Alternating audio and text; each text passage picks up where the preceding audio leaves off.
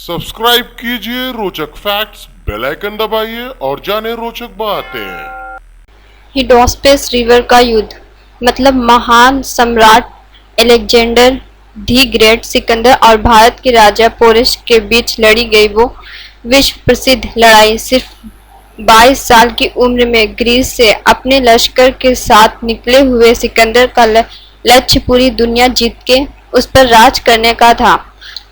अपनी इस विजय कूच के दौरान सिकंदर ने यूरोप, अफ्रीका और पश्चिम एशिया के कितने ही साम्राज्यों को धूल में मिला के हर राज्य के जीतने के बाद अपने किसी सेनापति को उस राज्य में ग्रीक संस्कृति का फैलावा करने का काम सौंप के सिकंदर दूसरे प्रदेश जीतने के लिए आगे बढ़ जाता।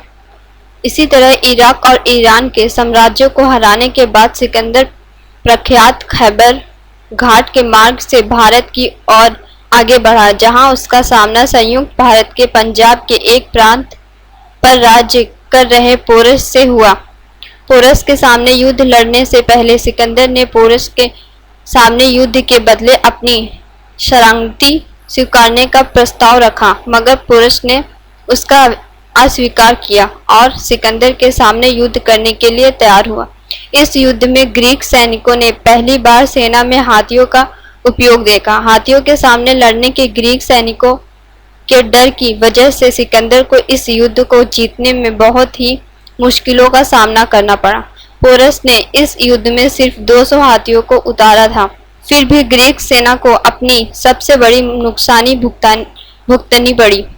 युद्ध जीतने के बाद सिकंदर पोरस की वीरता से बहुत ही प्रसन्न हुआ और उसे सजा करने की बजाय उसके साथ संधि करके उसको अपना राज्य वापस सौंपा। यह युद्ध जीतने के बाद सिकंदर भारत में दूसरे प्रांत जीतने के लिए आगे बढ़ना चाहता था, मगर उसके सैनिकों ने भारतीय राजाओं की हाथी सेना के सामने लड़ने के डर की वजह से आगे बढ़ने से इनकार कर दिया। आखिरकार ना चाहते हुए भी सिकंदर को भारत जीतने का स्वप्न अधूरा छोड़कर उत्तर एशिया की तरफ आगे बढ़ जाना पड़ा।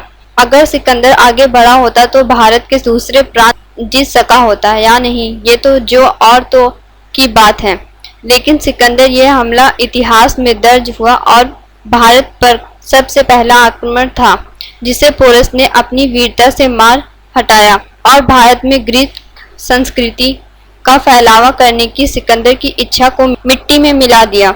जब विश्व के कई बड़े साम्राज्य सिकंदर को आगे बढ़ने से ना रोक सके, तब भारत के प्रांतीय राजा ने उसकी इस विजय कूच को रोक दिया। यह बात ही इस युद्ध का महत्व साबित करने के लिए काफी है। आपको यह हिडोस्पेस रिवर का युद्ध कैसा लगा, हमें जरूर बताएं। अगर आपका कोई सवाल या सुझाव हो तो हमें कमेंट बॉक्स में बता सकते हैं।